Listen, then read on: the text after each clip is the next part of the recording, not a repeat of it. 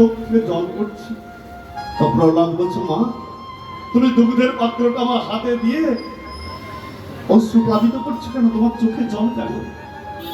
তখন নয়ন জলে বহু ভাসিয়ে বলেছিল, আমি এমন মা যে সন্তানকে বিষ মিশ্রিত দুগ্ধ পান করতে দিলাম, এমন মা থাকাচ্ছে মরে যাওয়া ভালো।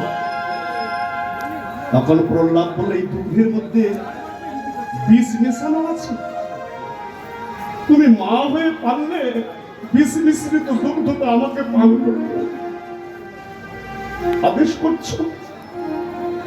বলে, আমি নিরুপায়, আমি স্বামীর আদেশ পালন করছি, তাই দুধ তোর হস্তে দিলাম, যার মধ্যে কালবোট বিষ মিশানো আছে।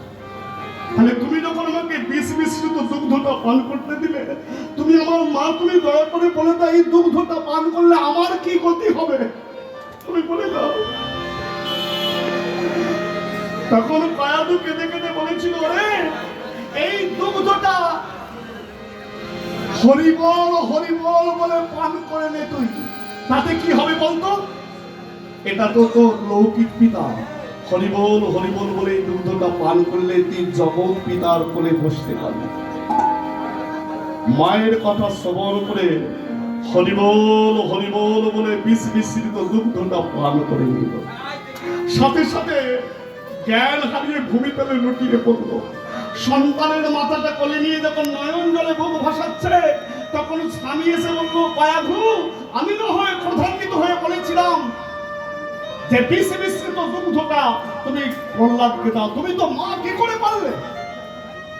বলে, আমি তো পতির আজ্ঞা পালন করেছি।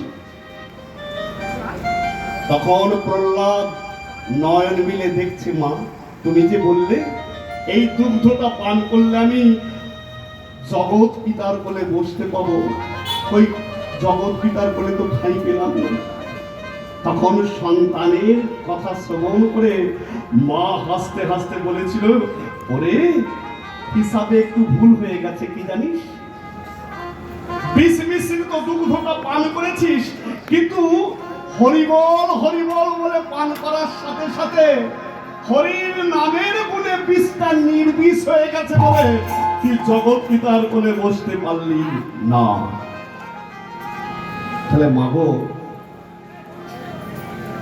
আদর্শ পিতা যদি না হয় ধার্মিক, পিতা যদি না হয়, মা যদি আদর্শবান হয়, ধার্মিক হয়, সেই সংসারে আদর্শ সন্তান অবশ্যই জন্ম নেয়। তাহলে প্রহ্লাদ যে জন্ম নিল পিতার কর্মফলের গুণে, কি গো? পিতার কর্মফলের গুণে ভক্ত প্রহ্লাদ জন্ম নিয়েছিল না মায়ের? জোরে বলুন, আমি কানে কালা। মায়ের। সংসার সুখে নয় কাদের গুণে? পুরুষের গুণে, রমণীর গুণে। দেখলো, এইটা জোরে বলছে, এমন জোরে বলছে চলে যাচ্ছে।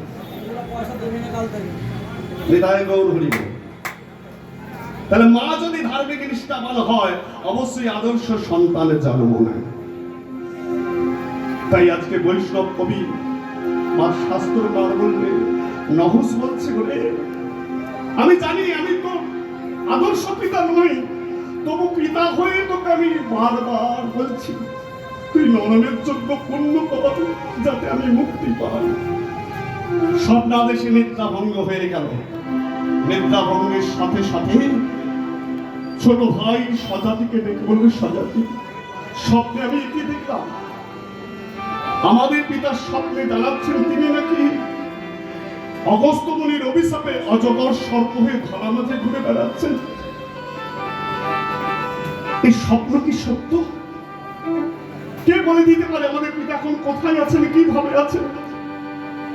দাদার কথা শুনে ছোট ভাই বলছে, কেঁদো না বাবা, এটা সত্য না মিথ্যা একজন বলে দিতে পারে। সেকে আমাদের কুলগুরু বশিষ্ঠ দেব। আমি এক্ষুনি তাকে আনয়ন করছি।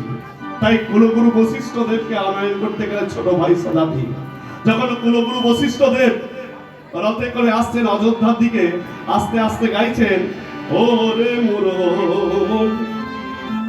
কেন